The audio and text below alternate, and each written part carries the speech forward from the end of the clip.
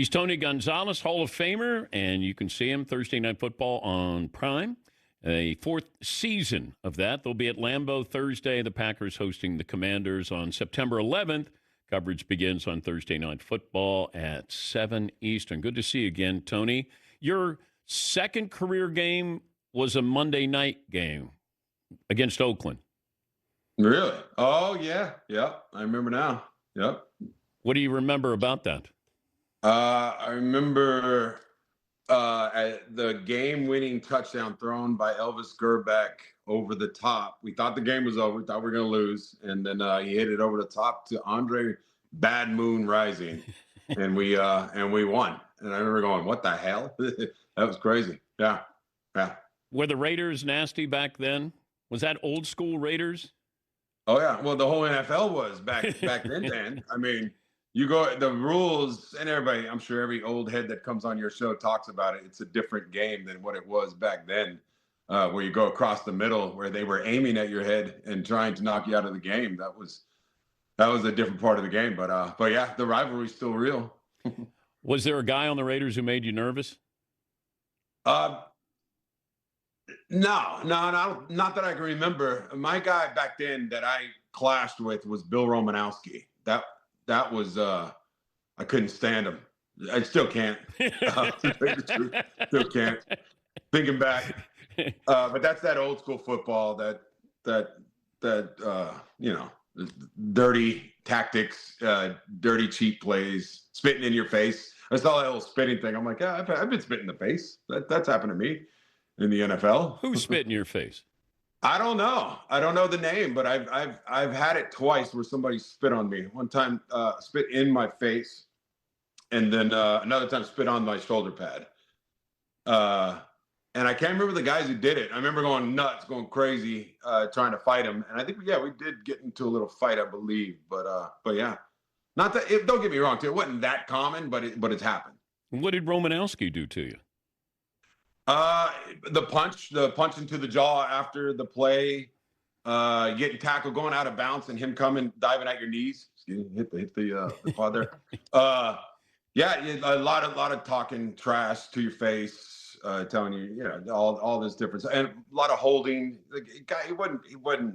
I didn't think he was very good, but just a lot of rage going on there. I'm sure that was brought on by other stuff that he was injecting in himself back then, that brought rage on.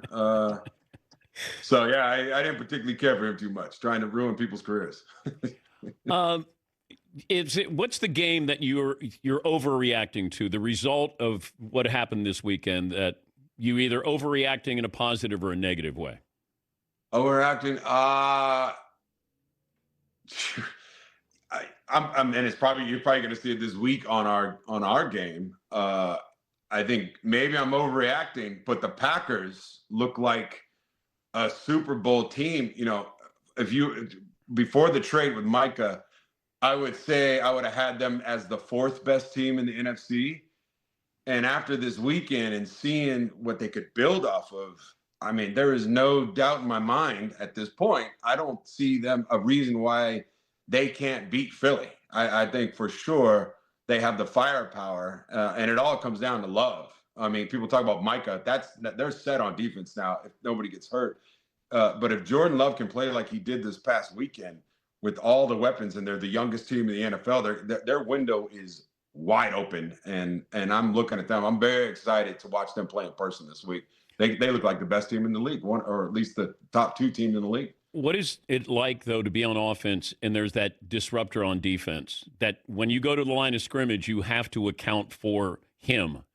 How often did that happen when you were playing, and who were some of those guys? Well, I mean, DeMarcus Ware. I played with a great guy named Derek Thomas. I played against Reggie White. Julius Peppers. You play against these guys that Michael Strahan. That can closers. They call them closers. And I like looking at last night's game. I was talking about a good buddy of mine I used to play with, Billy Baber. We were talking about the game with the Bills and the Ravens. And at the end of the game, you're like, who is the closer on both their teams? I'm thinking to myself, that's what's probably going to hurt this team once you get to like the playoffs. Who is a guy that can go get you a sack when the game is on the line at the end of the game? Chris Jones type guy. Yeah.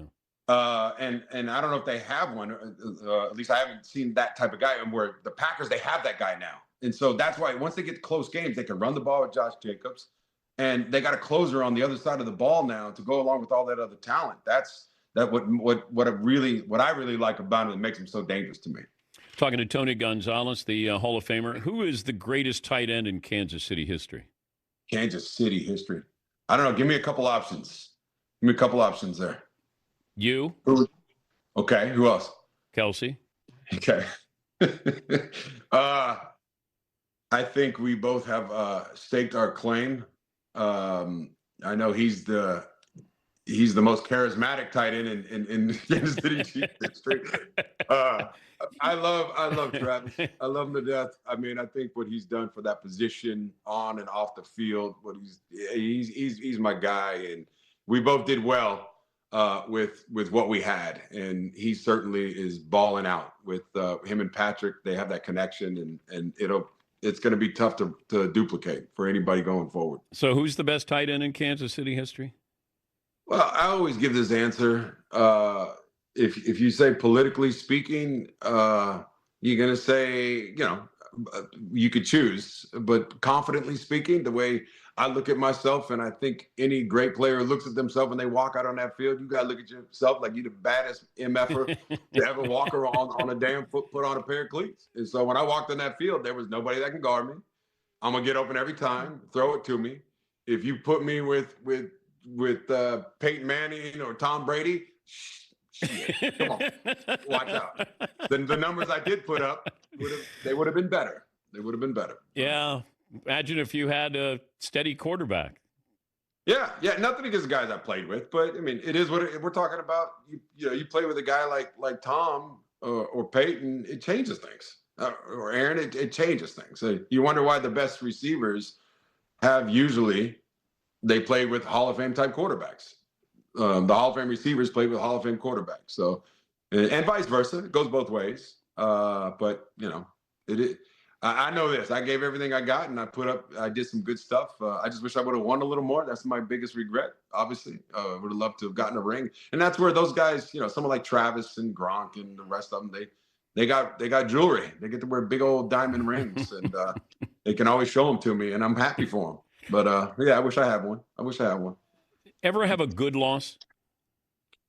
I mean, if you psychologically want to spin it that way, yeah, you can have a good loss. For sure, especially early in the season. Early in the season, you'd be like, hey, we played well. We just came up against a like the team. Jets. The Jets against the Steelers played pretty well. Justin Fields played pretty well, but they lost the game. They lost the game. I think early in the season, it's a teaching lesson. Of course, you always want to win, though. There's no doubt about it. You play the game, as Herman Edwards, Jets coach. You play the game to win. So if you don't come out on top, you're always gonna have that bad taste in your mouth. But you can always teach from it early in the season. At the end of the season, it doesn't matter. I don't care what happens. We got to get it done. We're trying to get to the playoffs, so we're trying to win the playoff game. So. Who was the tight end who changed the position? I think Kelly Winslow. Okay. Senior, more my genre. I think I would go with Shannon and Ben Coates a little bit. I think he doesn't get enough credit. I remember he had 100 catches one year. At least somebody that I looked at that was like, okay, those guys are receiving tight ends. But obviously, I've always wanted to do both. But yeah, those guys. What did you keep from when you played with the Miami Heat in the summer league? What was that? 2002. Yeah, 2002. I always look at that experience. By the way, I ran into Stan Van Gundy, the coach. Pat Riley was our coach at the beginning, and then Stan took over for the rest of the summer. And I was always mad at him because my first game I had 11 rebounds, played great. My guy didn't score, and I only have 2 points though. I was 1 for 7, and I asked Stan. I was mad at him because he hardly played me after that, which I didn't understand. And so I ran into him this summer, and he said, "Well, Tone, he goes, just understand there was people higher up than me that might have made phone calls to make sure that you didn't get to play that much." And so I got a feeling it was probably our general manager, Carl Peterson, back then, who was in a contract dispute. That was the reason I went and played. And so I think he probably was like, "Hey, don't." He's going to play football. So.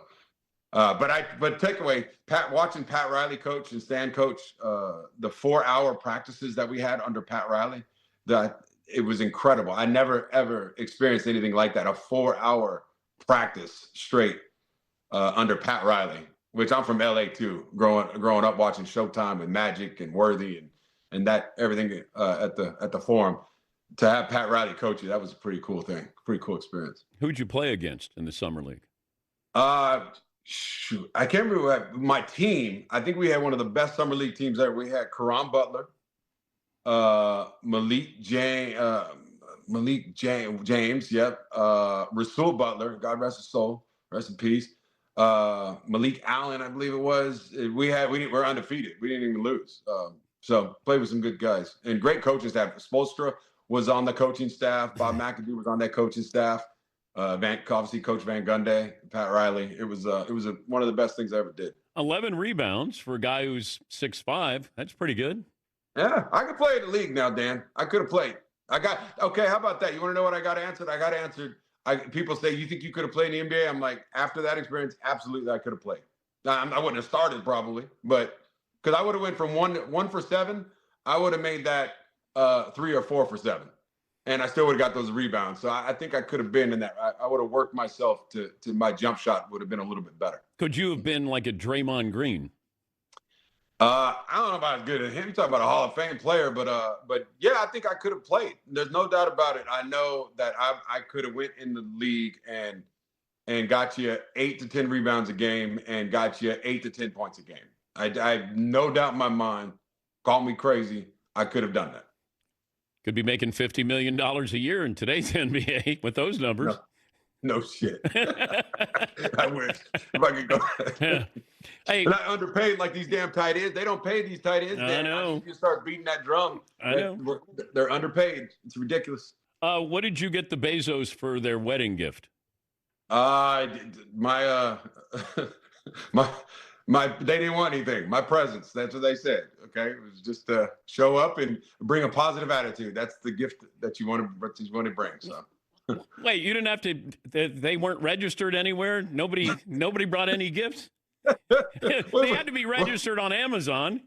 Well, give me an idea. What would you have gotten them? He does kind of have everything. Maybe just like an autographed picture of you. I don't think they would have wanted that. I know where that would have went. That would have went right to the bottom drawer.